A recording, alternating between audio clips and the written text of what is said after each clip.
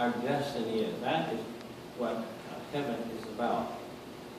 Now, back in the old 19th century, you were having old Protestant hymns. They were singing about mansions and streets of gold and all those sorts of things.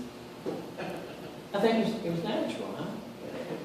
I mean, we're talking about, like in Kansas and Oklahoma, at first, there were no trees up there. Those people, they made houses out of sod. Huh? Sod. They cut the sod. And that's what they used to make their houses. And what were the roads like? They were bumpy, ruddy roads that they used, they rode in their wagons across and everything.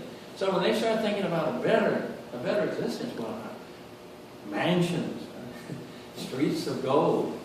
Well, to us, we don't think of heaven like that, do we? But there's a fellow who works for Human Life International, or is it Priest for Life? I'm getting confused. His name is Anthony DiStefano. I know him a little bit by phone. He wrote a book a few years ago about heaven. And he went on and on and on. There weren't the 30 virgins or whatever.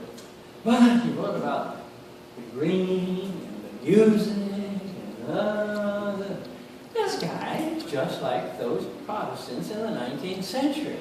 To them, there's nothing better. There's nothing better than mansions and streets of gold. Here he is, the son of the late 20th century America. Green and music. That's how he was portraying the blessedness of heaven. Once again, culturally influenced as far as I'm concerned. Now, St. Paul tells it like it is. Union with the greatest good, the summum bonum. That's what the essence of happiness in heaven is. Now, that is above our capability. This is what, this is a little example, analogy I learned from a Jesuit priest. He wrote about grace in this way. Now, animals have animal nature. Huh? Humans have human nature. There's a gap between us, isn't there? Oh, there can be affection, between people and their pets and so forth. But is it an affection of equality? No. You might train your pet dog to bring the newspaper in if you still take the newspaper, and they come holding the newspaper in his mouth and wagging his tail very happily and delivering it to you. And you say, good dog, and that's it. Suppose, however, we could, in the laboratory, manufacture artificial human nature and put it in a hypodermic and inject it into the dog. We would lift the dog up above his animal nature. We would make him a sharer in human nature. He would not just bring the newspaper in. He'd read it. He'd read it. And he'd discuss it. He'd discuss it with you. See, this is the Latin word, supernatural, comes from the Latin words for above, super, and natura, nature. And that is the strict, original, precise meaning of the term supernatural, being raised above nature or the natural level. And that's what grace is all about. Namely, there is imparted to us. Well, that's what the human race had at its inception. However, there was a condition. The human race was supposed to acknowledge its dependence upon God for their sharing in the divine life that we just read here. And they were elevated. The first human couple were elevated above what is just plain, unadulterated human nature. But they were still dependent upon God. They didn't become God. They were sharers. And there was a condition that they had to acknowledge this dependence. Look at the temptation. The temptation was, you shall be as gods, knowing good and evil. Do not remain dependent upon God. Decide for yourself what is going to be your good and what is not going to be your good. See what the temptation was?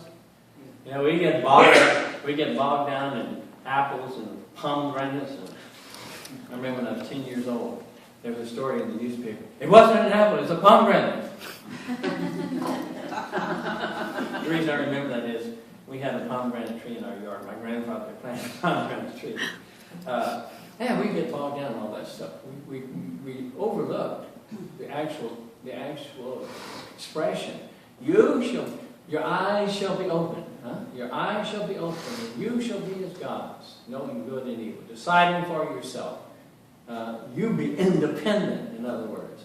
That's why we say that the sin was pride. We always say the sin was pride. And that certainly follows from the description of the temptation. But anyway, that caused a severing of this relationship, this life-giving relationship in which the human race had been created. I said severing of this life-giving relationship. At the Last Supper, our Lord used another figure of speech, didn't he? I am the vine, you are the branches. Huh? What is the connection between the branch and the vine? It's a vital one. Huh? One has life. It's a life-giving. And St. Peter talks about us becoming partakers or sharers in the divine nature. Anyway, that is how we should understand sanctifying grace. Sanctifying grace. The old definition, remember, a lot of us memorize it. It's a supernatural gift of God bestowed upon us that makes us so holy and pleasing to God and heirs of heaven and things of that sort. We become children of God. We become. In the introduction to John's Gospel, John said, our Lord came into his own received him not. But as many as received him, he gave the power of what? Becoming children of God. Becoming.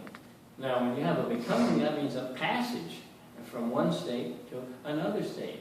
It's very, very evident there in the prologue of John's Gospel. He gave the power of becoming children of God.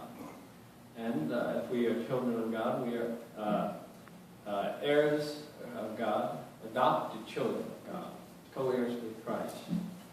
So that's why grace is so important to understand the proper